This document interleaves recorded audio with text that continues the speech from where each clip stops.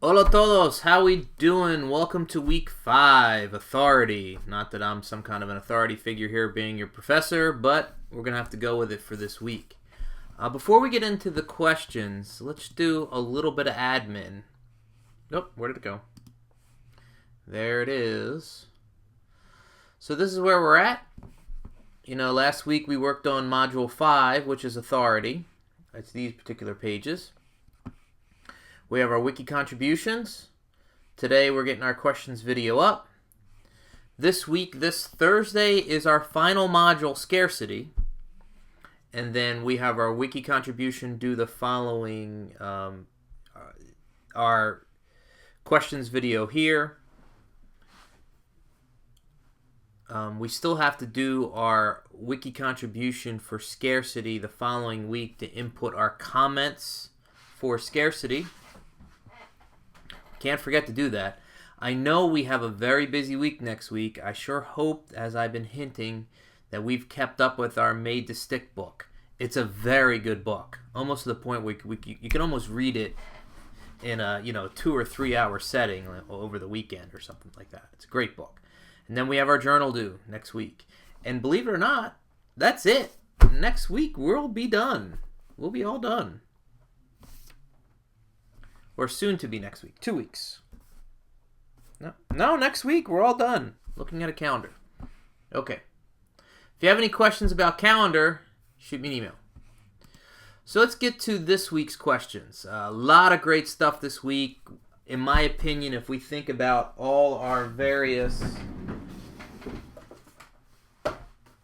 topics that we've covered so far this semester. Okay? I still think so far reciprocity is the strongest of the 5. If I were to say, and then I'm still thinking that social proof is number 2. If it's not, authority's number 2 and social proof is 3. Authority is very good. Authority is very strong. Authority is very quick. We still have the issues with commitment and consistency taking time and liking taking time. Authority can be quick persuasion. Social proof can be quick persuasion. Reciprocity can be quick persuasion. Good stuff. All right. So let's see what do we have here. One of the comment I would like to make, and what I'm really grooving, that I'm really liking, what I really enjoy seeing, as I'm going through Blackboard and I'm seeing, your responses to other people's topic talks, or even within your own topic talk that you're uploading, that you're not only talking about this week's persuasion module authority, but we're pulling in ones from previous weeks, because these tend to work hand in hand. So Ahmed is talking about a Leonardo DiCaprio Catch Me If You Can type individual. And this man is a con artist. We've had a number of con artist topic talks this week. Do you think Goldman's attorney's claim of post-traumatic stress disorder sustained in Iraq will help him get a lighter sentence than he originally would have gotten if he were not a veteran? So as we read this topic talk, the guy's a con man. He keeps conning people. And they're trying to, his defense attorneys are trying to make a case using some kind of an authority or some kind of empathy or sympathy. I don't know here, because this is not a first-time offender. He's a second-time offender. So he's the con of the con, and almost to the point where shouldn't a veteran be held to a higher standard? And is there any record of PTSD? It's really a function of the judge. The judge could ignore all the veteran stuff and all this and say, you're not a first-time offender, you're a second-time offender. This is a trend, not a random kind of scenario. You didn't atone for anything that you did in the past. So, if so, wouldn't this be considered another reaction to authority in an automatic fashion?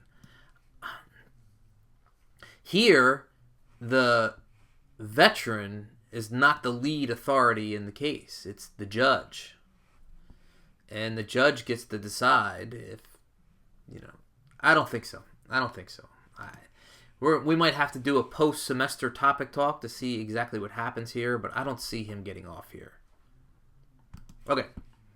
Tiffany, 6 routes to authority in social media.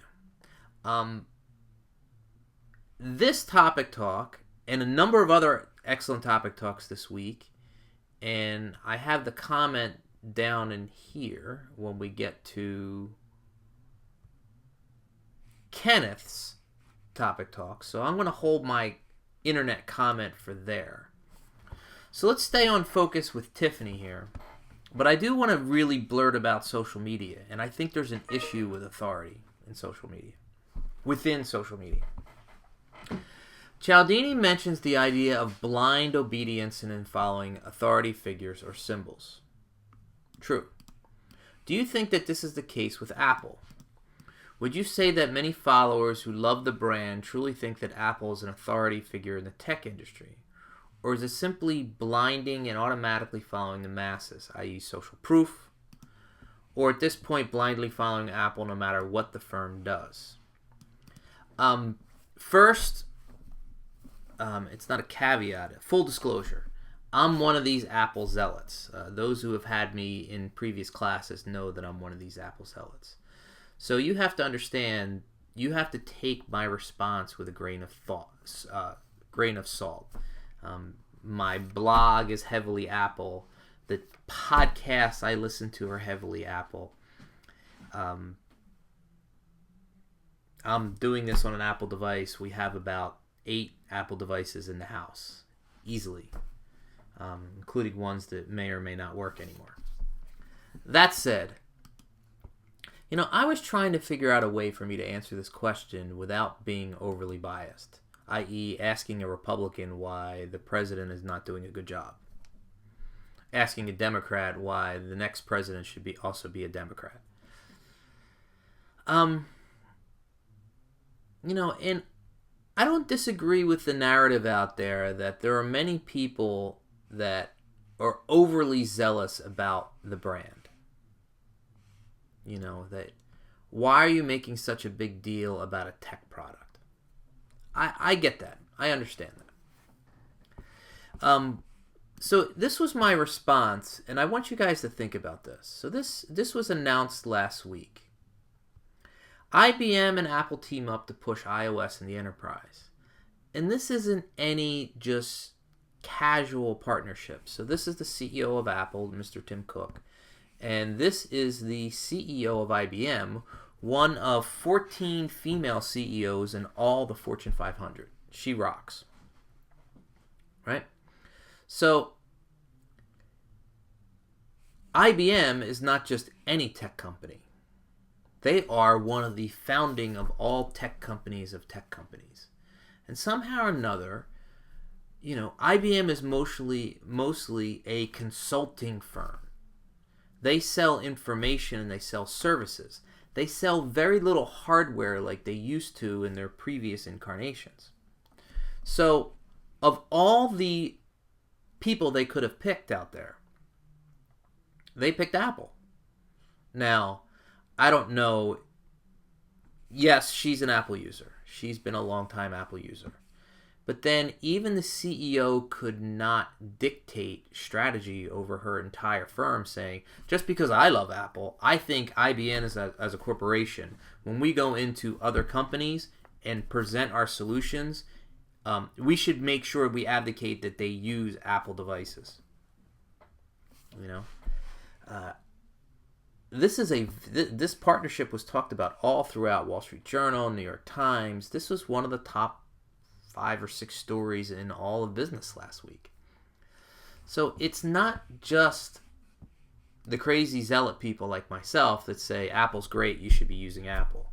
I mean, there are specific technological advances in Apple. Is it the best of all things? No. You could go to other companies, and depending on what your needs are, you could use another device that is perhaps comparable. But I wouldn't say that.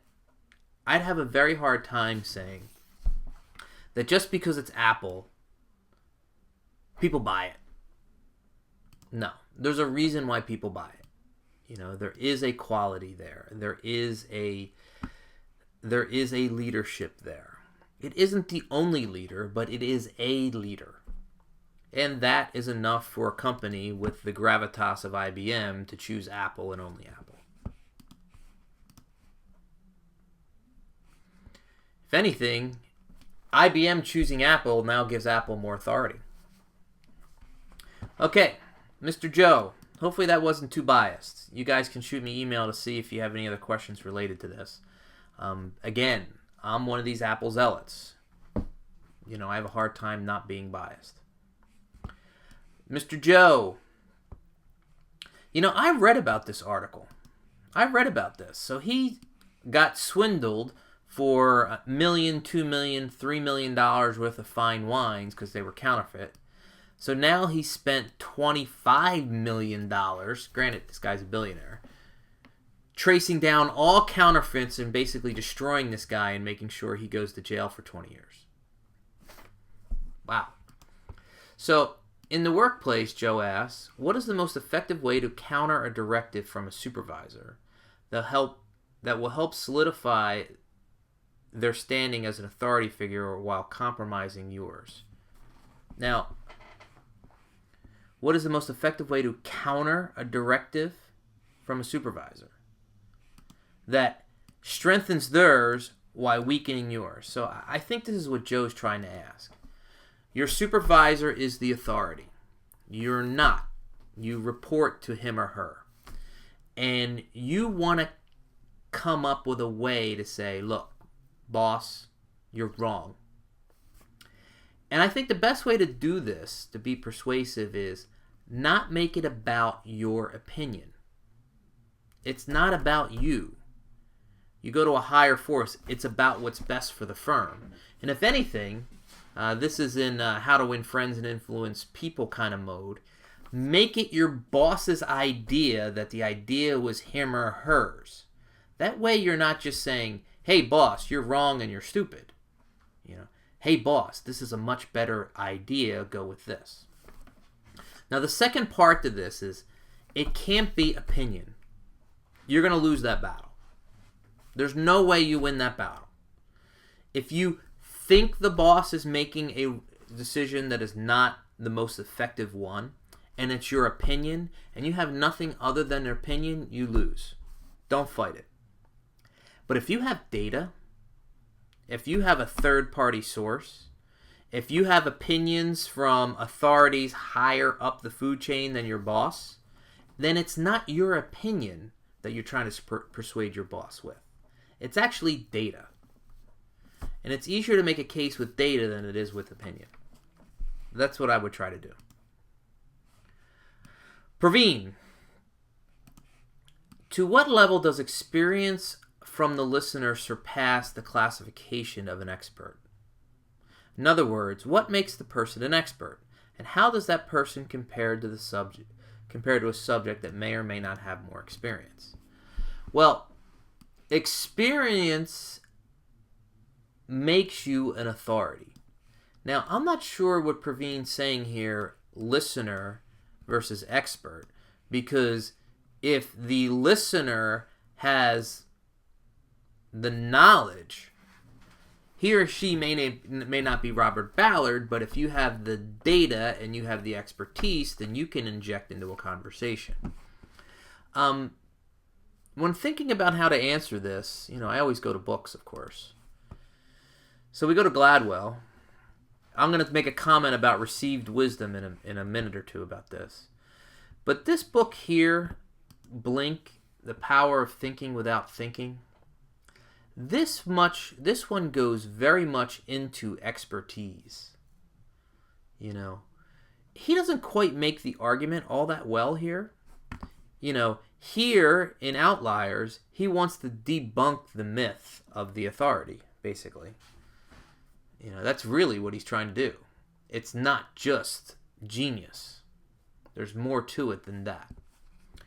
In my opinion, the Blink book, coupled with, this is my sleeper recommendation of all sleeper recommendations. I love this book, Moonwalking with Einstein. And Blink and Moonwalking with Einstein gives us a better map that shows how a listener can surpass that of an expert.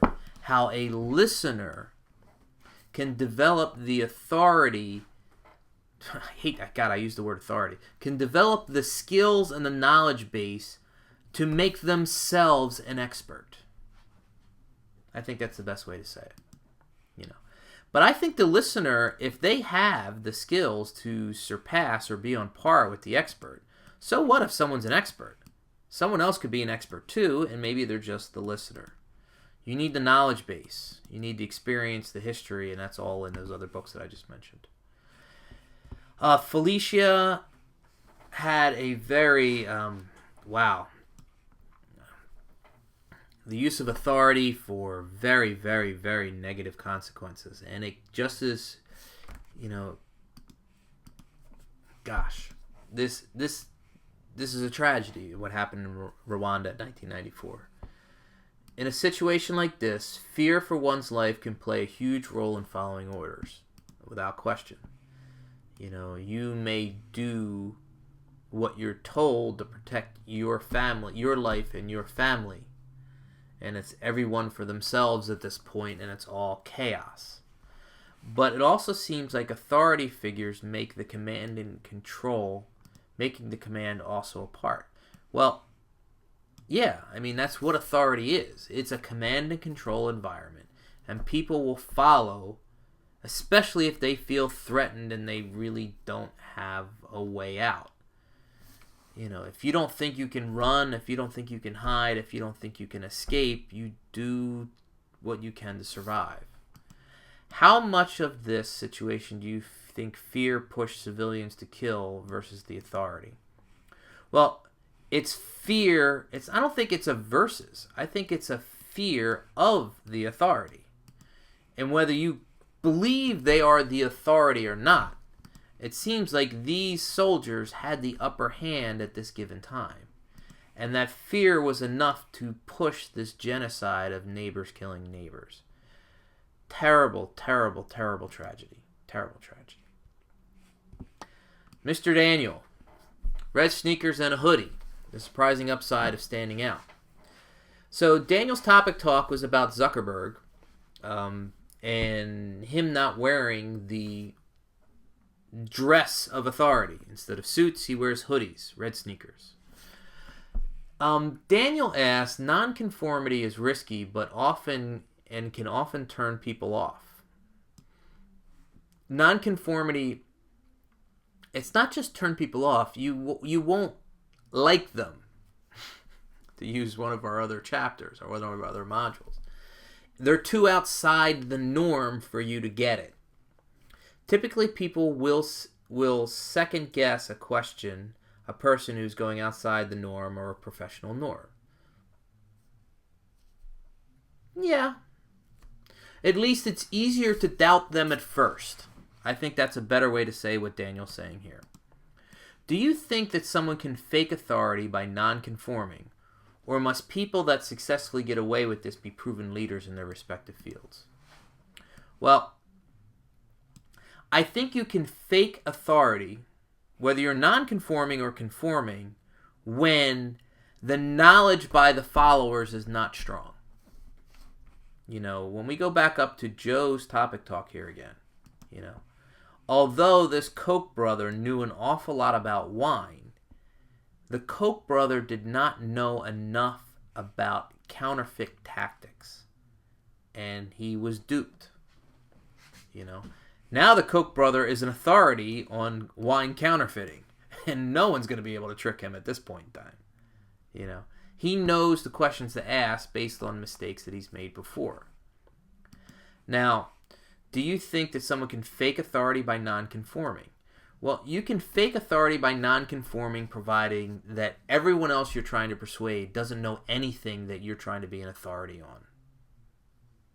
And I don't know how successful that is in a day and age where we can Google search something as quickly as we can. Real quick, in Daniel's topic talk, although not part of his question, he was talking about, red sneakers and hoodies doesn't make you authority because you're not doing the dress. Well, it just so happens that for the tech firms, and particularly for firms that are not part of the Fortune 500 tradition of history, the hoodie makes you an authority. That is the three-piece suit of IBM Blue from 30 years ago. If you're in San Francisco and you step outside of the standard clothing that people wear in San Francisco, then you're questioned and you're not the authority. They don't trust people in suits because that's the culture of the Valley. Kenneth, fish oil can boost your brain. First, I'm going to answer Kenneth's question, and then I'm going to get into this authority in the internet that I alluded earlier. Do you think that the power of authority is more difficult to disobey when it deals with a positive scenario than a negative one? For example, it would be harder for patients to disobey question authority in the above article versus electric shock therapy, given the author. I don't know if there's a difference between positive or negative here. I'm not sure. My knee-jerk reaction is that no. If you were to ask me, I would say no. When we think about this, it's whether you disobey the electric shock, it's easier to go along than it is to not go along, right? So it's more difficult to disobey, to not go along, than it is to go along. So if we have someone in a lab coat, if we have the doctor, if we have scenarios like that, then it's easier to go along. I mean, I'm going to go back to my Thinking Fast, Thinking Slow book that I mentioned in previous videos, that we have System 1 and we have System 2. System 1 is the heuristics part of the brain, the mental shortcut part of the brain, and System 2 is the deep thinking and the processing part. Cialdini does not go into System 1 or System 2 at all. I mean, this kind of predates that discussion to a certain amount of extent. But what happens is a lot of these persuasion things, and authority is one of them, and I'm going to get to this in a couple topic talks as we go down when we talk about defense. It's easier to go along or use your mental shortcut than it is to use the deeper think processing part of your brain, where you would question the authority or you would question orders. So let me get to this part here. I think authority is harder to determine on the internet. You want to call it a flattening of the playing field. If we just go to a web page here, granted this is Amazon. So this is RE Code. RE Code are actually true journalists that used to work for the Wall Street Journal, that they've wanted to create their own news entity. These journalists are true journalists. But then how do you determine what makes RE Code an authority? What are your cues to determine that they are authority versus, USA Today? In a web world, things tend to look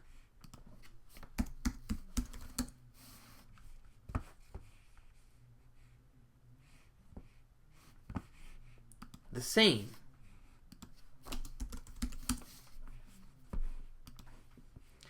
So, this is a major blog, Gawker,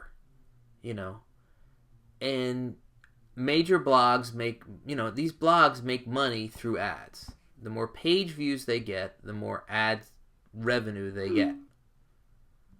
That's my buddy Fernando. So, nude beach, I shouldn't even read that out, leads to a wife's death. These are sensationalistic headlines, right? That people click. As soon as someone clicks, all of a sudden we have another page view. They can charge more for their advertising. And, we have this FYI kind of thing going on here. They're trying to get you to click and click and click and click and click. USA Today does that to a certain extent. They make a lot of their money through the newspaper. RE Code does it a little bit less, but they're still very much into clickbait, as it's called. So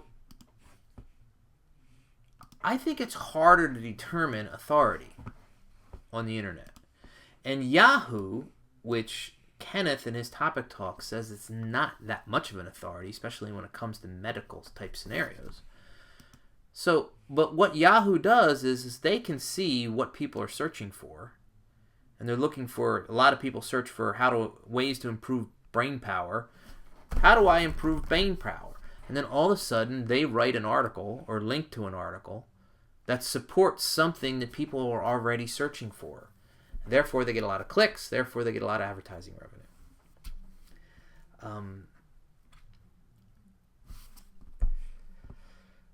I think to summarize, the cues that are easily determined authority in the Web 2.0 social media world, it's more, and I don't know which Latin expression is, the one searching for the information, buyer beware, caveat emptor. Is that the correct phrase?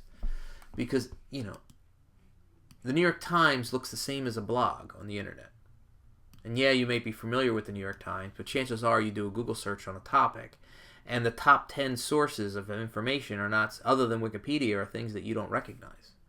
So then, how do you know which one to pick?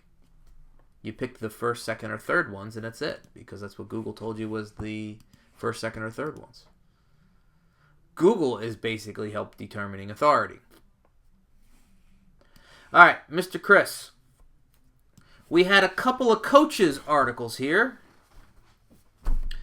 We also have, actually, it was both Chris's. You guys tag team. Where's my other Chris? My other Chris. So here's my Chris's. Just so happens you're both Seton Hall sports management majors, so I guess I get that. The idea of a blind prospect for authority was discussed in this chapter, and how as a child we are groomed to the idea that obedience is the proper authority is right and disobedience is wrong. The chapter also discusses that authority does not have to exist. It just has to appear to. Knowing this, especially in the eyes of a child, what can be done to ensure the proper authority is being compiled, and that our willingness to comply with authority is not being exploited? Well, I think a good way to think about this, and being a parent and reading all these parent blogs and parent things in the academic literature in this area,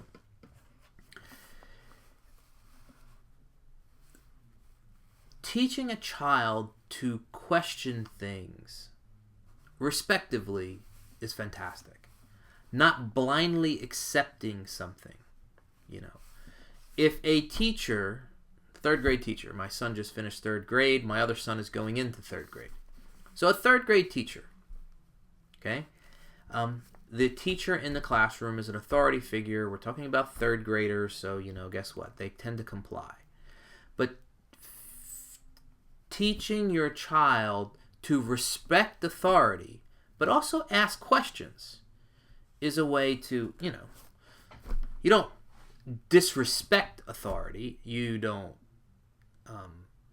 blindly question authority saying, oh, you guys are all stupid just because you're the teacher in front of the classroom. No, you ask questions, that kind of thing.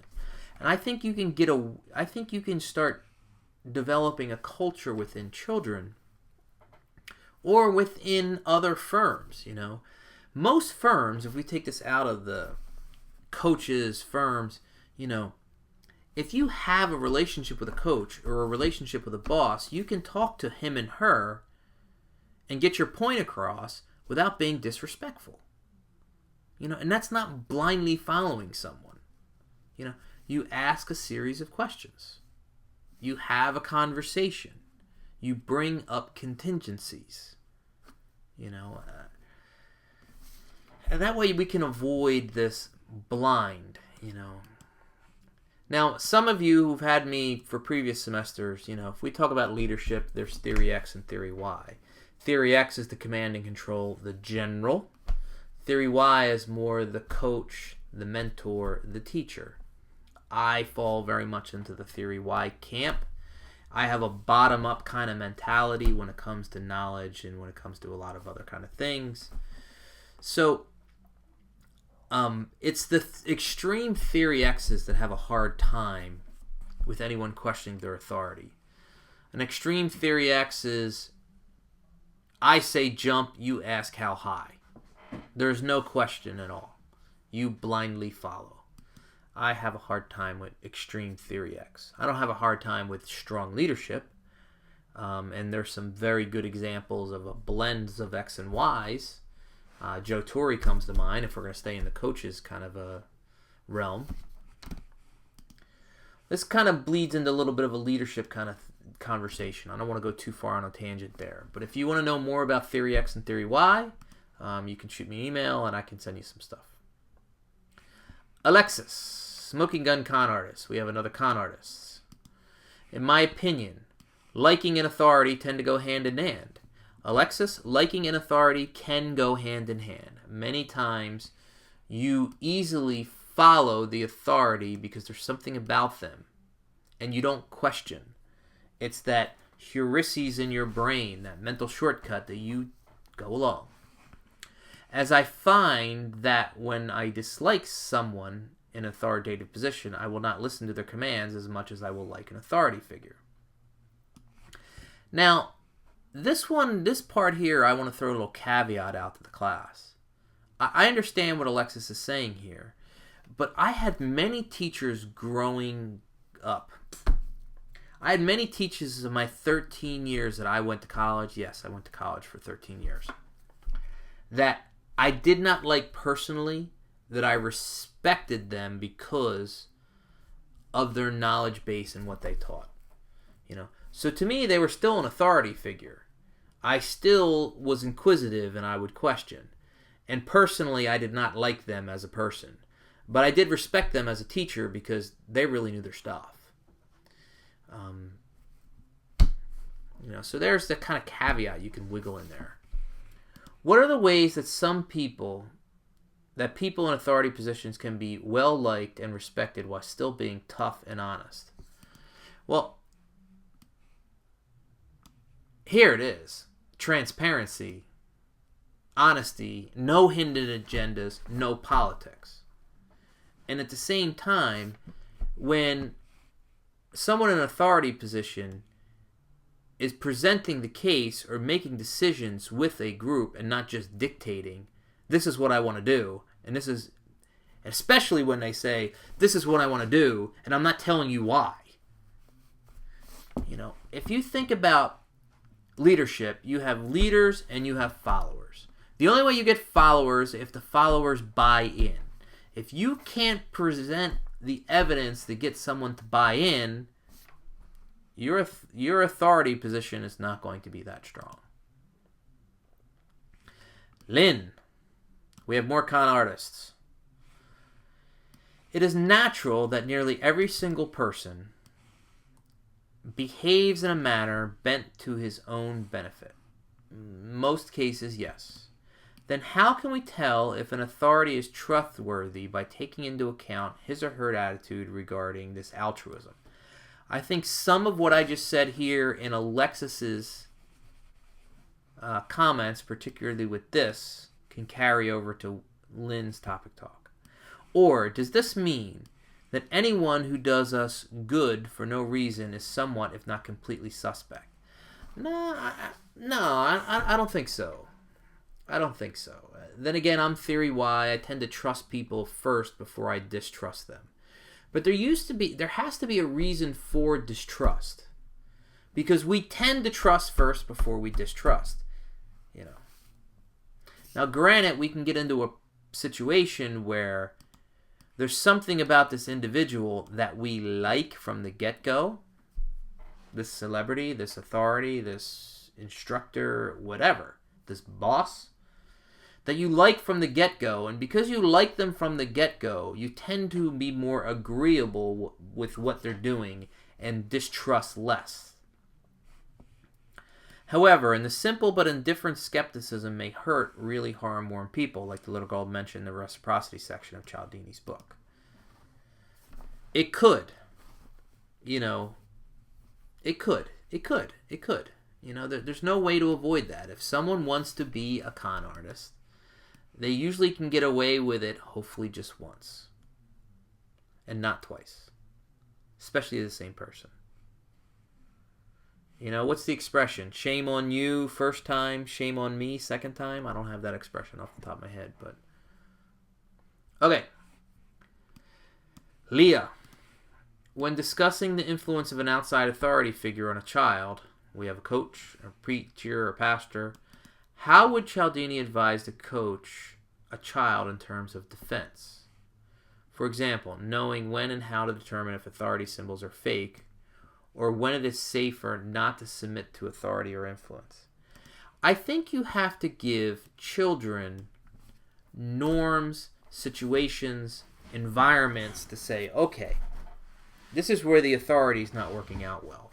Sort of like when you tell a child, if you don't recognize the car and you don't recognize the person in the car, that is your knee-jerk heurises, short-term saying, no. That way you get to question the authority figure because you already gave the child or an employee or anyone else, a student, the mental shortcut for them to question the authority and give them that defense mechanism.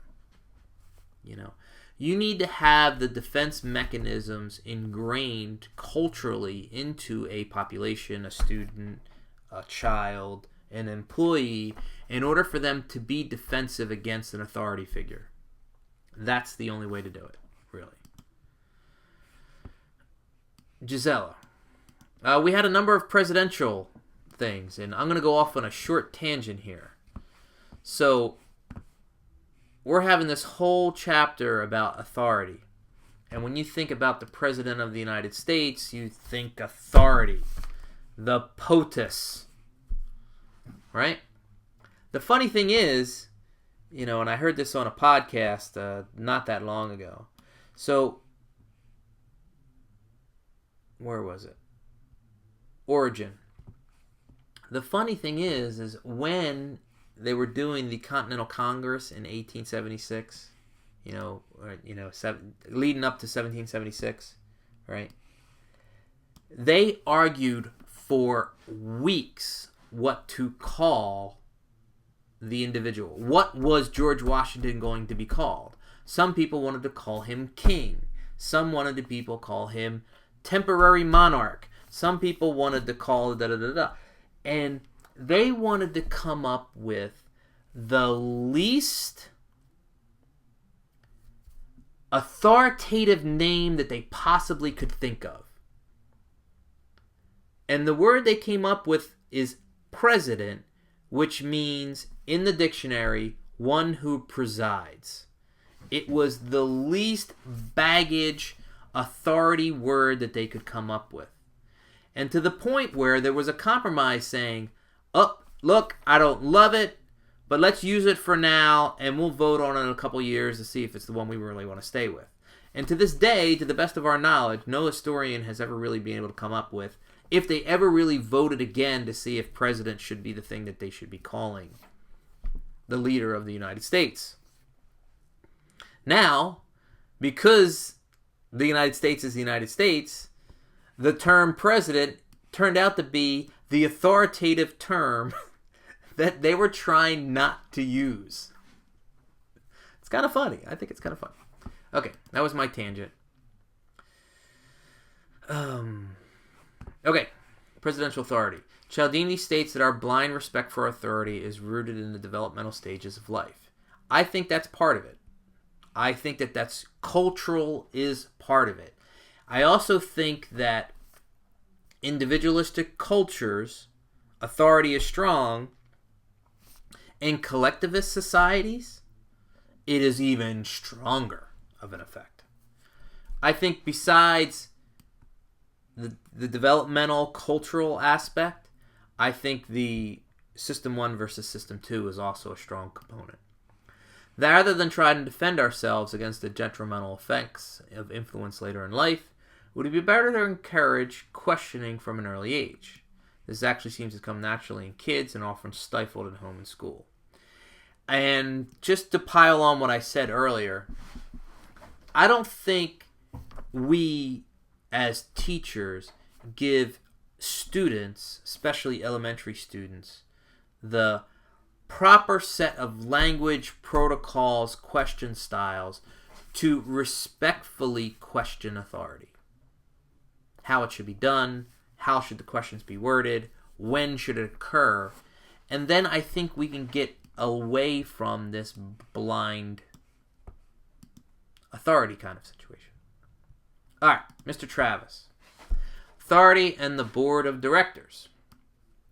As a figure of authority in business or any other professional environment, is there a way to mitigate the strong pressure of compliance from subordinates as seen in Milgram's studies? To me, it seems like a very tricky spot for a person in a position of authority because on one hand, you don't want your subordinates acting blindly on your orders, but on the other hand, you also wouldn't want them to question every command or given them either. Well, there are some leaders that want every question and every command questions.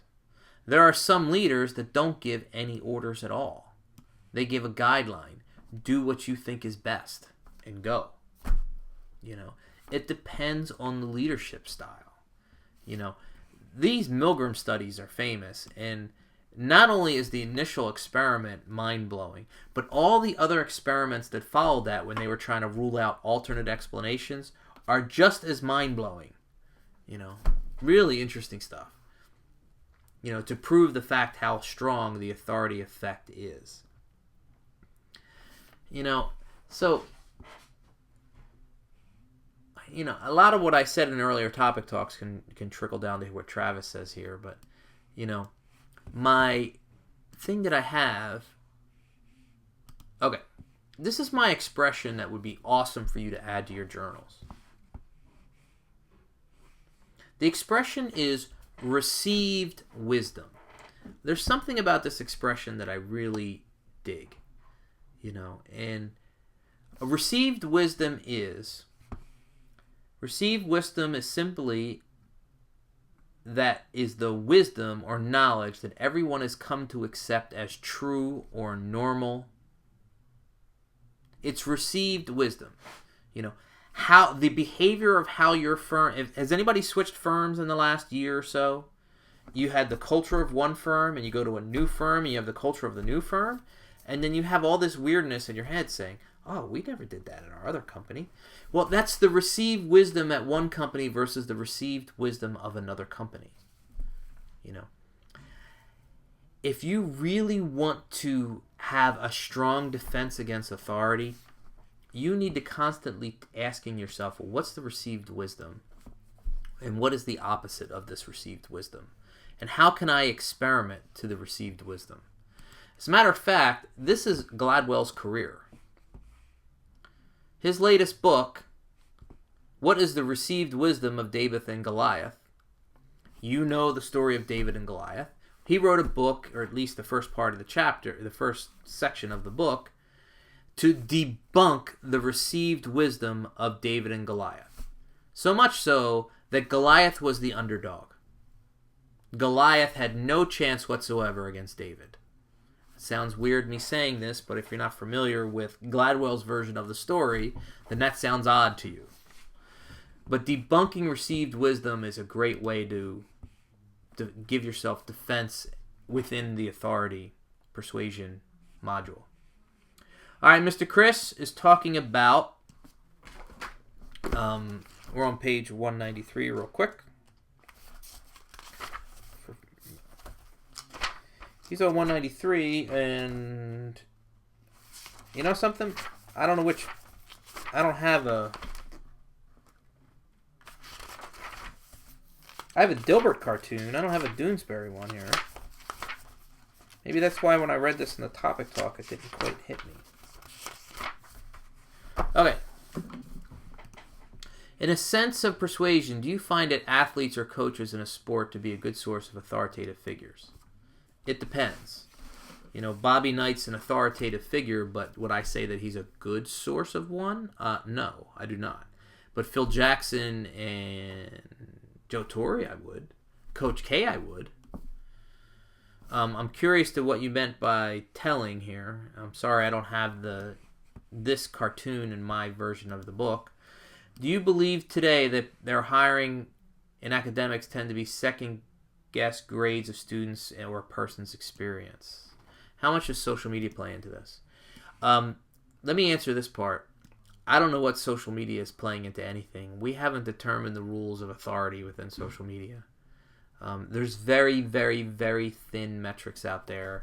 Likes, retweets, very simple, transactional, basic. This is the wild, wild west when it comes to authority, really, in social media. So I would hold that part off. When it comes to hiring people, the reason why we use grades or experiences is because we're looking for a thin slice to be able to judge someone. To at least start the conversation. If I have 300 applications that I'm looking for 2 jobs or 1 job, I need to thin slice that stack to at least define the 10 or 15 people that I'm actually going to talk to. So you may thin slice based on some of these grades or what school they went to. You may use authority. You may see what teachers they had. And if they had Gary Hamel as a teacher, you might say, at least that's reason enough to bring him into the short pile. Okay, class, that's week 5. That's authority. If you have any questions about week 5 or anything else for us before we finish up the semester, shoot me an email, okay? Thanks.